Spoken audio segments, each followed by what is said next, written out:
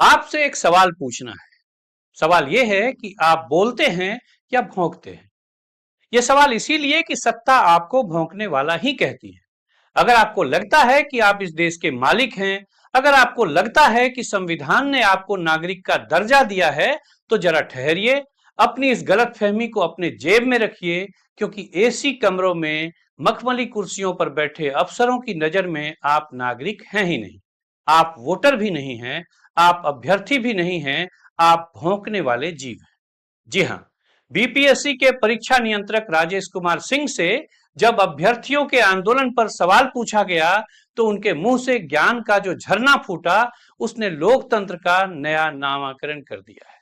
साहब ने कहा, हाथी चले बाजार, कुत्ते भौंके हजार।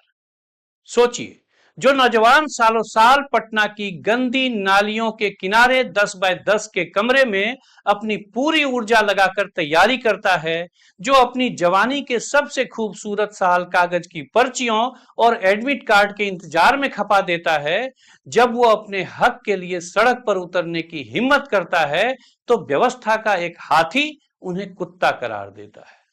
आज सवाल सिर्फ एक अधिकारी की बदजुबानी का नहीं है। आज सवाल उस मानसिकता का है जिसने अफसरों को हाथी और जनता को भौंकने वाला कुत्ता बना दिया है। आज हम इस सरकारी अहंकार के बहाने व्यवस्था का पोस्टमार्टम करेंगे। नमस्कार, मैं हूं राजेश रंजन और आप देख रहे हैं द न्यूज स्कैन। एक बात जान लीजिए, मुंह से वही बाहर आता है जो अंदर चलता है। साहब ने तत्काल कहा, यह ऑफ द रिकॉर्ड था। वाह साहब, ऑफ द रिकॉर्ड, क्या खूबसूरत शब्द खोजा है इस अफसरशाही ने अपनी संवेदनहीनता को छिपाने के लिए। ऑफ द रिकॉर्ड का मतलब क्या होता है? इसका मतलब यह होता है कि जब तक कैमरा ऑन है, तब तक हम मुखौटा पहनेंगे, हम हाथ जोड़ेंगे, हम कहेंगे कि हम छात्रों के हित में काम कर रहे हैं, और जैसे ही कैमरा बंद होगा, हम अपनी असली औकात दिखाएंगे।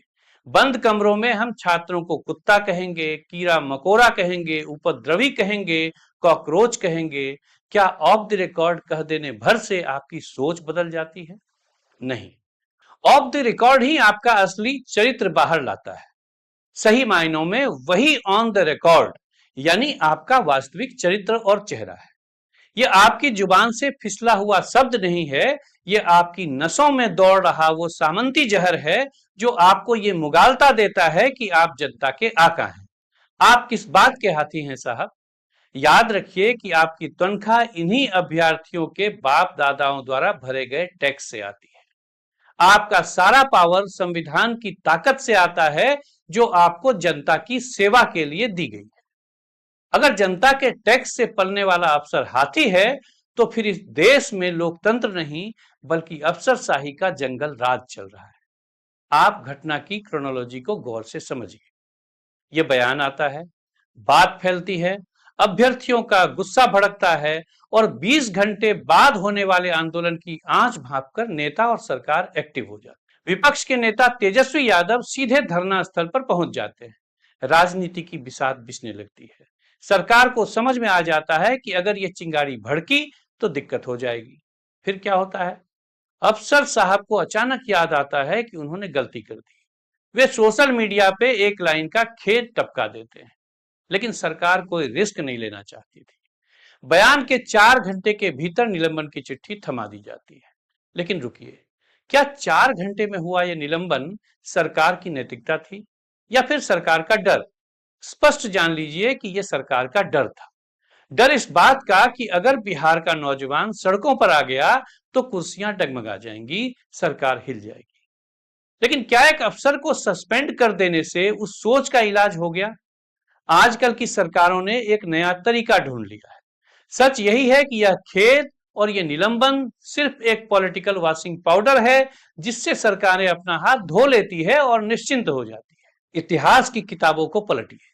सत्ता में बैठे लोगों की यह पुरानी बीमारी है कि जब भी कोई अपनी मांग के लिए उठ खड़ा होता है, वे उसे किसी न किसी जानवर या कीड़े से तौलने लगते हैं। यह सामंती दिमाग की घटिया उपज होती है। याद कीजिए, जब छात्रों को कॉकरोच यानी तिलचट्टा कहा गया था, तब क्या हुआ? सत्ता के गलियारों में बैठे लोग भूल गए थे कि जिसे वे कॉकरोच समझ रहे हैं, वह कोई बिखरी हुई भीड़ नहीं, बल्कि इस देश का भविष्य है। परिणाम क्या हुआ? मामूली सी एक टिप्पणी से बात आगे बढ़ी और कॉकरोच जनता पार्टी का उभार हुआ। छात्रों का ऐसा बवंडर उठा कि केंद्र सरकार को अपने कदम पीछे खींचने पड़े। केंद्रीय शिक्षा मंत्री धर्मेंद्र प्रधान को इस्तीफा तक देना पड़ा। मैं स्पष्ट करना चाहता हूं कि मैं दिल्ली में हुए प्रदर्शन के तौर तरीके और गलत भाषा के खिलाफ हूं, लेकिन मैं इस पूरे प्रकरण की सबसे बड़ी उपलब्धि यह मानता हूं कि अगर सत्ता बेकाबू हो, सत्ता को हाथी होने का भ्रम होने लगे, तो जनता समय समय पर औकात दिखा दिया करे। दिल्ली में भी यही हुआ और पटना में भी। इतिहास गवाह है साहब, जब जब आपने जनता के स्वाभिमान पर चोट की है, तब तब इसी जनता ने आपके घमंड का सिंहासन उखाड़ फेंका है। लेकिन अफसोस, सत्ता के नशे में धुत अफसर और नेता इतिहास से कभी सबक नहीं लेते। उन्हें लगता है कि 5 साल में एक बार राशन और वादों का झुंझुना थमा देंगे तो नौजवान और जनता सब भूल जाएंगे। सच्चाई भी यही है, क्योंकि ऐसा कई बार हुआ भी है। लेकिन सत्ता भूल जाती है कि जब एक पढ़े लिखे बेरोजगार नौजवान का स्वाभिमान जागता है, तो फिर वो किसी हाथी की परवाह नहीं करता। जरा उस अफसर के घर के एयर कंडीशनर का तापमान देखिए और फिर इस छात्र की कॉपियों पर गिरे पसीनों के बूंदों को देखिए। एक छात्र जो गांव से पटना आता है, उसके पिता का खेत, मां की चूड़ियां गिरवी रखी होती है या बिक चुकी होती है। वह एक एक फॉर्म भरने के लिए 500 और 1000 रुपए की व्यवस्था कैसे करता है, ये सिर्फ वही जानता है। परीक्षा लीक हो जाती है, रद्द हो जाती है, तारीखें टलती रहती है, फिर भी वह धीरज रखता है। और जब 3-4 साल इंतजार करने के बाद वो पूछता है कि साहब मेरी बहाली कब होगी, तो एसी कमरे में बैठा हुआ एक साहब कहता है, हाथी चले बाजार, कुत्ता भौंके हजार। धिक्कार है ऐसी व्यवस्था पर, धिक्कार है ऐसी प्रशासनिक मानसिकता पर। अगर अपनी मेहनत के पसीने का हिसाब मांगना भौंकना है, तो हाँ, इस देश का हर बेरोजगार नौजवान भौंक रहा है। और याद रखिए, जब ये एक साथ भौंकेंगे तो आपकी इन मखमली कुर्सियों और आपके दफ्तरों के शीशे टूट कर बिखर जाएंगे। राजेश कुमार सिंह सस्पेंड हो गए, शायद कुछ महीने बाद वे फिर से किसी दूसरी जगह बड़ी कुर्सी पर तैनात कर दिए जाएंगे। ऐसा इसीलिए कि अफसरशाही का ये नेटवर्क एक दूसरे को बचा ही लेता है। लेकिन असली सवाल आपसे है, इस देश के नागरिक से, इस देश के छात्रों से। क्या आप ऐसे बयानों को गलती से निकला हुआ शब्द मानकर भूल जाएंगे, या फिर आप ये समझेंगे कि यह उस व्यवस्था का असली चेहरा है जो आपको इंसान तक नहीं समझती? अगर आप आज चुप रह गए और अपने ऊपर चिपकाए गए इस कुत्ते वाले तमगे पर खामोश रहे, तो कल कोई दूसरा साहब आएगा और आपको कीड़ा कहेगा, नाली का कचरा कहेगा।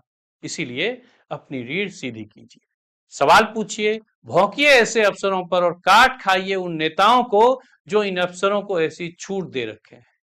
क्योंकि जब तक आप सवाल नहीं पूछेंगे, तब तक ये अफसर हाथी बनकर आपके अधिकारों को कुचलते रहेंगे। बोलिए, क्योंकि अगर आप आज नहीं बोले, तो ये लोकतंत्र सिर्फ किताबों में ही जिंदा रहेगा। सड़कों पर इसी तरह अफसरशाही का नंगा नाच होता रहेगा। सवाल पूछिए, क्योंकि आपके चुप रहने से बददिमाग अफसर और बददिमाग व्यवस्था को सह मिलती है। अब आपसे एक और बात करनी है, अगर आपको सत्ता से बेखौफ और बेबाक सवाल पसंद हैं, तो हमारे चैनल को लाइक और सब्सक्राइब जरूर कर लीजिए। जल्द मिलते हैं एक और जरूरी मुद्दे के साथ। तब तक के लिए द न्यूज स्कैन की तरफ से राजेश रंजन का नमस्कार।